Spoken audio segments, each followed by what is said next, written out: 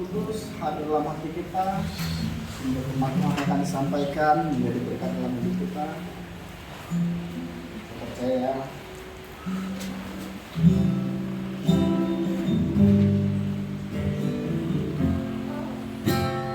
saya haus untuk aliran sungai.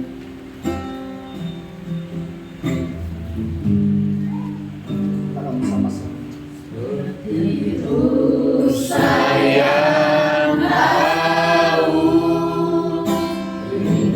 Aliran sungaimu,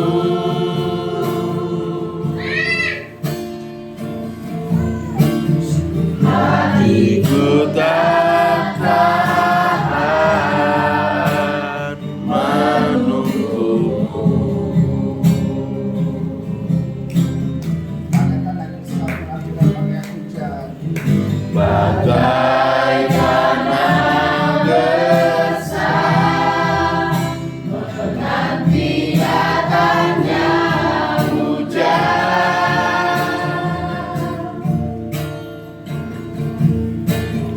begitupun jiwaku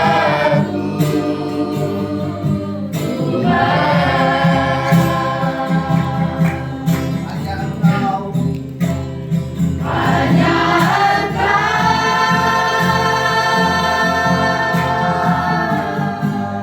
pribadi yang mengenal hatiku, tiada yang tersembunyi bagimu. Seluruh isi hatiku padamu, dan bawaku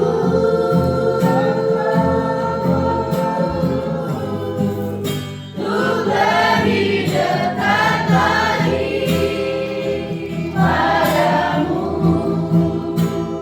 tinggal dalam indahnya dekapan kasih-Mu. katakan bersama-sama, hanya Kau berbagi yang mengenal hatiku. Hanya Engkau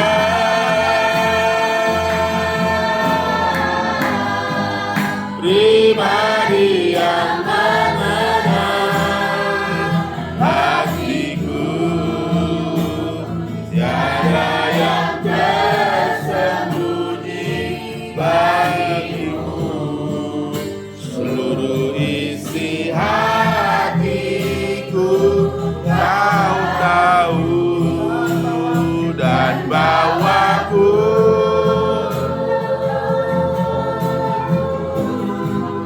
untuk lebih dekat lagi padamu, tinggal dalam indahnya dekapan kasih-Mu. Mari kita bersatu dalam Tuhan Yesus, Bapa yang baik, Bapa yang berkata di dalam kerajaan surga. Terima kasih Tuhan buat malam kali ini. Engkau telah memberikan kesempatan bagi kami berkumpul dan berkeluarga dan berdoa dengan selama Tuhan. Mengadakan ibadah kami ini. Kami mengundang Roh Kudus hadir di tempat ini. Kuasai hati dan pikiran kami, agar kami boleh fokus untuk mendengarkan firman-Mu. Urapi hamba-Mu yang menyampaikan hamba hanya manusia biasa dan punya dosa dan punya banyak keterbatasan. Hamba percaya Tuhan yang biasa berbicara lewat hidupnya. Maka semuanya kami yang hadir di sini akan diurapi oleh kebenaran firman. Ampunkan segala dosa perbuatan kami, agar kami layak berfirman dalam nama Tuhan Yesus kami berdoa. Amin. Amin. Shalom bagi kita semuanya. Shalom. Saya sapa sekali lagi. Shalom. Shalom. Puji Tuhan masih semangat ya. Masih. Amin. Masih semangat? Masih. Sekalipun hujan, tapi tidak mengurangi semangat kita ya Bapak Ibu. Amin. Jadi saya bersyukur juga pada malam hari ini bisa hadir. Amin. Cuaca tadi saya juga udah sampai gini, aduh, biarlah digantikan Pak Manurung pikiran saya cuma. Telepon tadi. Tapi puji Tuhan karena juga pendamping saya, suami saya tersayang yang ada di rumah mendukung berangkatlah. Mantap. Dengan semangat saya juga berangkat karena dimotivasi dari rumah. Amin. Amin. Oke, malam hari ini saya akan sudah lama saya tidak menyampaikan firman-Nya di Jumat Kekayaan. Jadi rada grogi sedikit. Saya mungkin dalam kehidupan ini sehari-hari kita ini perlu punya pedoman. Kalau kita tidak punya pedoman, mungkin kita tidak akan punya arah dan tujuan. Dan selalu bimbang dan ragu. Apalagi dengan situasi sekarang ini sangat-sangat sulit ya Bapak Ibu. Mungkin bukan cuma saya yang mengalami, banyak yang mengalaminya. Tapi belakangan ini sekalipun rasanya berat, tapi memang nyata jika kita itu didampingi dengan firman, kita gimana dibilangnya, pasti punya semangat gitu ya. Tapi terkadang kita juga lemah dengan keadaan yang ada. Tapi saya dengan ayat-ayat ini, saya sering berpedoman di sini. Sekalipun saya aktif belakangan ini, saya jarang mengikuti kebaktian, ibadah konser. Tapi dalam hati saya, bukan berarti saya juga jarang. Inilah yang senantiasa dari pedoman saya. Yang saya ambil, pedoman-pedoman ini sangat singkat Bapak Ibu, tapi saya rasa sudah terbiasa kita dengar dan sudah sering kita sampaikan di dalam setiap penyampaian firman. Tapi saya percaya setiap penyampaiannya punya versi masing-masing dan berbeda-beda dan selalu baru. Amin. Amin. Saya akan ambil pedoman dalam hidup kita ini dari ayatnya yang pertama, yaitu kita boleh lihat di dalam Mazmur 41 sampai pasal yang 11. Saya akan baca. Sebelum saya membacanya sekalian, saya memiliki 4 pedoman hidup. Ini yang selalu saya pegang dan ini yang selalu menguatkan saya, yaitu yang pertama, ketaatan dan kepercayaan. Sekalipun dalam hidup ini kita banyak ketakutan dan sering melawan, dan saya akan mengambilnya ayatnya yaitu dari Mazmur 46 ayat 11. Diamlah dan ketahuilah bahwa Akulah Allah, Aku ditinggikan di antara bangsa-bangsa di bumi. Di sini kita dikatakan supaya tetap berdiam. Dalam arti kata berdiam, bukan berarti kita selalu tidak melakukan apa-apa. Yang artinya di dalam kita menghadapi hidup ini, kita tidak perlu mengumbar-umbar apa yang kita alami.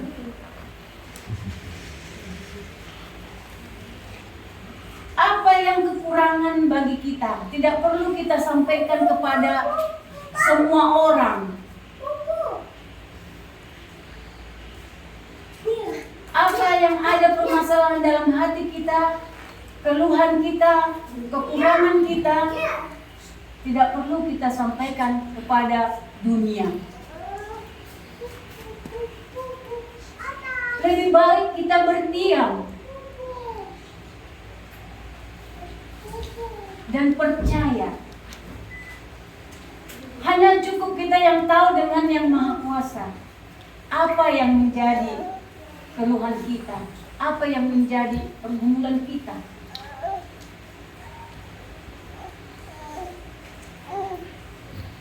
Karena di saat kita susah, belum tentu semua orang pro dengan kita.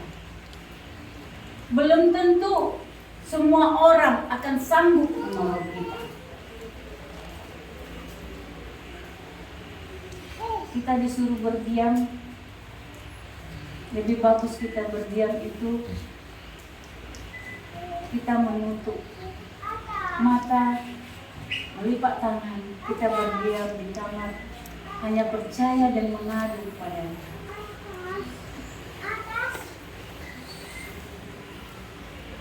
Karena gelombang hidup ini, di tengah-tengah badai hidup ini, kita perlu percaya bahwasanya hanya Dia yang sanggup menolong kita. Itulah pedoman yang pertama. Yang kedua, berserah diri. Berserah diri kepada Yang Maha Kuasa. Ini juga sudah biasa kita lihat. Matius 11 ayat 28 dikatakan, datanglah kepadaku hai semua yang berjeri lelah dan berbeban berat, dan aku akan memberimu kelegaan. Tuhan sudah menawarkannya. Tuhan sudah menawarkan kepada kita di saat kita memiliki beban yang berat, di saat kita memiliki permasalahan, di saat kita tidak sanggup. Itu kebaikan Tuhan. Kita ditawarkan Bapak Ibu. Datanglah. Kurang baik apa lagi? Betul apa enggak?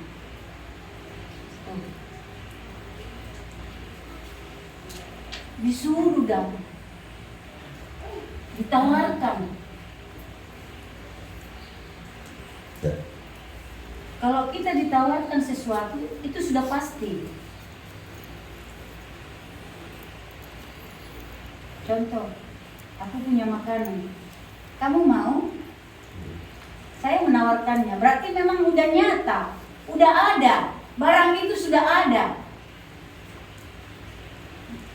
Nah, seperti halnya juga di sini dikatakan, datanglah. Kita disuruh datang. Berarti sudah pasti kita akan disambut. Karena kita diundang. Tapi terkadang kita nggak yakin. Terkadang kita ragu. Pedoman ini, yang kedua ini sering saya jalankan. Saya selalu berkata dalam hati, Tuhan, Engkau sudah menawarkan. Seberat apapun beban yang ada saat ini, aku serahkan. Kita harus berserah. Yang ketiga, pedoman yang ketiga, jangan khawatir. Ulangan 31 ayat 6 dikatakan, kuatkan dan teguhkanlah hatimu, janganlah takut dan janganlah gemetar karena mereka, sebab Tuhan Allahmu Dialah yang berjalan menyertai engkau. Ia tidak akan membiarkan engkau dan tidak akan meninggalkan engkau. kita garis bawahi, jangan gemetar karena mereka ini diartikan segala pergumulan yang ada di dunia ini.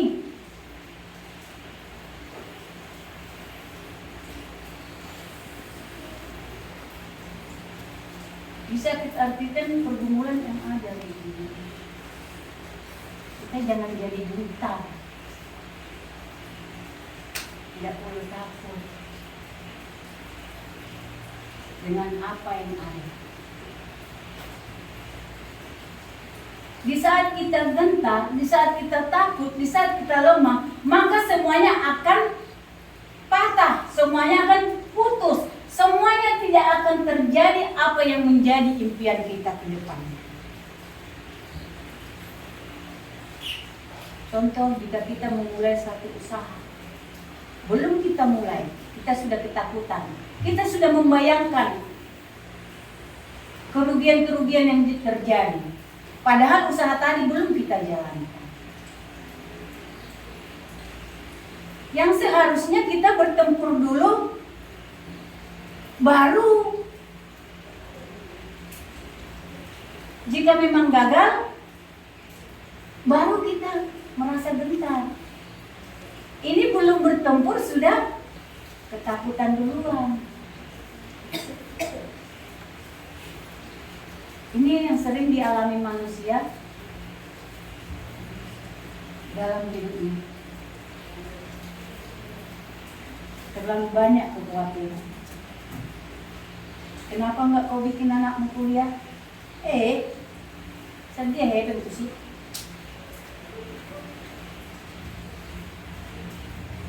Mudahan masuk mana? Masa dan hidup kau ada lagi kuliah, padahal kami duduk kuliah. Asal dia benar hebat tu sih. Mengapa susah? Belum dijalankan, belum didaftar anaknya, sudah mengatakan sedia hebat benar tu sih. Anda dia kan berjalan anak kuliah. Apa gue kutangna? Belum dijalankan. Kalau kita sambungkan sama yang tadi, datanglah. Kalau kita sudah menjalankan sesuatu, pasti Tuhan akan berikan jalan.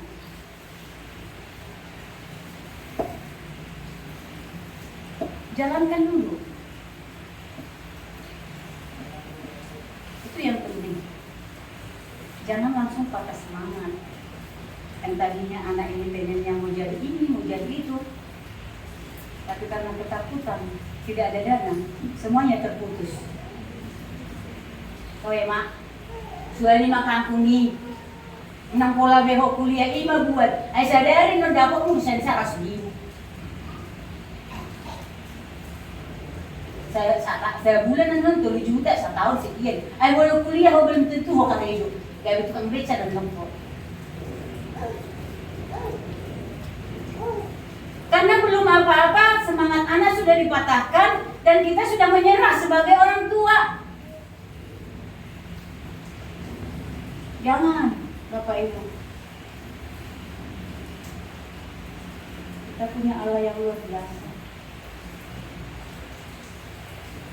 Pedoman yang ketiga, pedoman yang keempat, berusaha. Ini nih, banyak orang berangan-angan tinggi. Kita lihat di dalam Amsalnya, Amsal 12 ayat 27 dikatakan, orang malas tidak akan menangkap buruannya, tetapi orang rajin akan memperoleh harta yang berharga. Itu kan luar biasa. Kita juga jangan memimpikan anak kita mau sarjana kalau kita hanya makan tidur.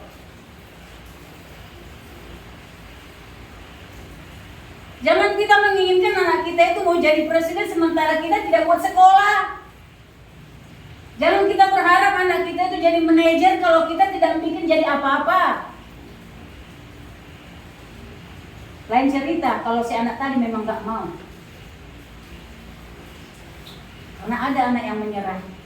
Enggak lama, Pak usaha. Tak sanggup lagi aku belajar.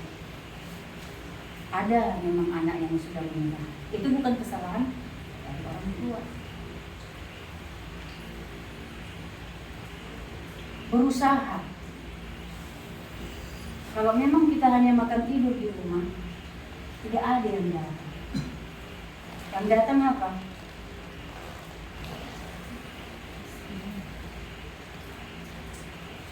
Yang datang jadi pengemis, yang ada jadi pengemis, meminta sana sini. Nah habis boras sunat tulang, 7 kilo, lepon nami sadarion. Inang Madua, nggak ada uang kami lagi beli beras. Ma, nggak ada uang kami beli beras. Kalau ini nggak makan lagi.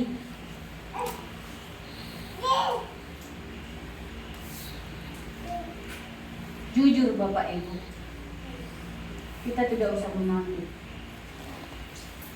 Banyak manusia yang memiliki impian yang banyak, tapi tidak mau berusaha.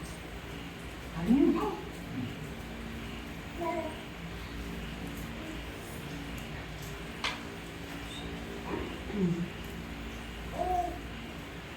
Oleh karena itu, pedoman ini sangat berlaku bagi saya. Sangat berlaku. Oleh karena itu Bapak Ibu, saya tidak pandai menyampaikan firman. Tapi saya hanya menyampaikan yang sebenarnya. Yang betul-betul terjadi dalam hidup ini. Tidak ada kemunafikan. Karena sekarang ini banyak orang yang munafik. Bergaya hidup mewah, tapi yang sesungguhnya tidak ada di dalam. Merasa sukses, tapi yang sesungguhnya tidak ada di dalam.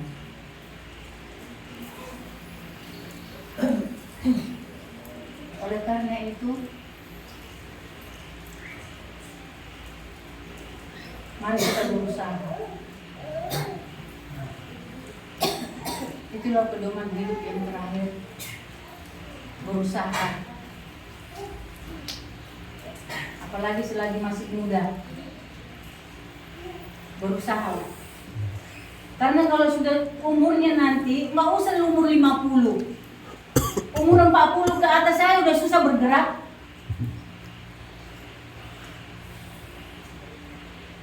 Nggak usah jauh-jauh, saya pribadi belum nyampe 50 umur saya udah susah bergerak. Tapi selagi masih muda, selagi masih kuat, berusahalah menabung untuk anak. Karena kalau sudah tua, tidak ada lagi. Tidak ada kemampuan, tidak ada tenaga. Selagi masih Tuhan kasih kesehatan sama kita, mari kita pergunakan tangan kita, pergunakan kaki kita, pergunakan mulut kita. Semua yang ada bagi kita yang diciptakan Tuhan ini kita pergunakan dengan sempurna.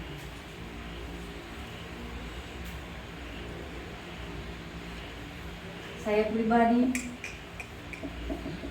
saya juga sebenarnya beberapa hari ini berpikir, mulai hari Minggu itu, harus menyampaikan firman.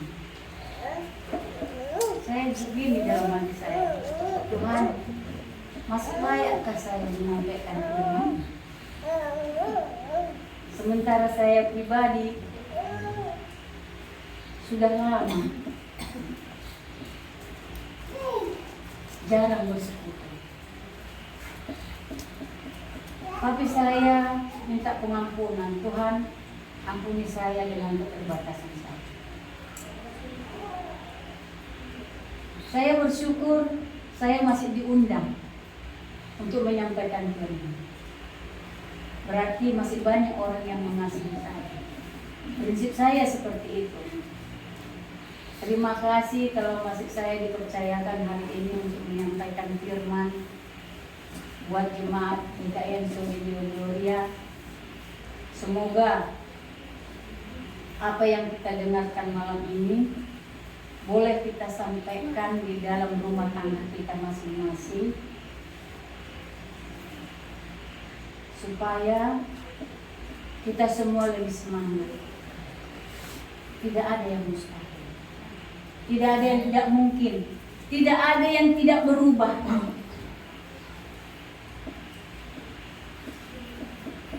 Bila kita memang betul-betul berserah. Dan pujian malam ini pun sangat mendukung, saya rasa. Sekalipun hujan, tapi masih banyak yang datang. Seperti 4.000 orang hadir. Bersemangat mendengarkan Ibu Ros yang mau menyampaikan firman.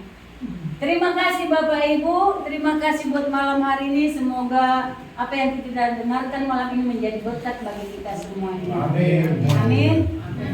Mari kita bersatu dalam doa. Tuhan Yesus, terima kasih untuk kesempatan yang Tuhan berikan bagi hamba-Mu untuk menyampaikan firman-Mu lewat bibir hamba, mulut hamba yang penuh dengan dosa. Tapi hamba percaya lewat firman-Mu kami akan dimenangkan untuk menjalani hari-hari kami di dalam kehidupan kami sehari-hari, ya Bapa. Biarlah kiranya Tuhan,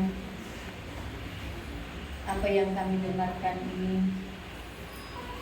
boleh kami terapkan di dalam rumah tangga kami masing-masing. Hamba bersyukur dan berterima kasih Tuhan, masih banyak orang yang mengasihi hamba-Mu, hingga hamba-Mu pada malam hari ini Tuhan percayakan untuk membawakan firman. Terima kasih Bapa di surga. Terima kasih Tuhan, ampunkan segala dosa perbuatan kami ya Bapa, agar kami tidak terhalang menerima daripada. Bila doa permohonan kami Bapa, yang kami naikkan di dalam nama Tuhan Yesus Kristus kami yang berdoa. Amin.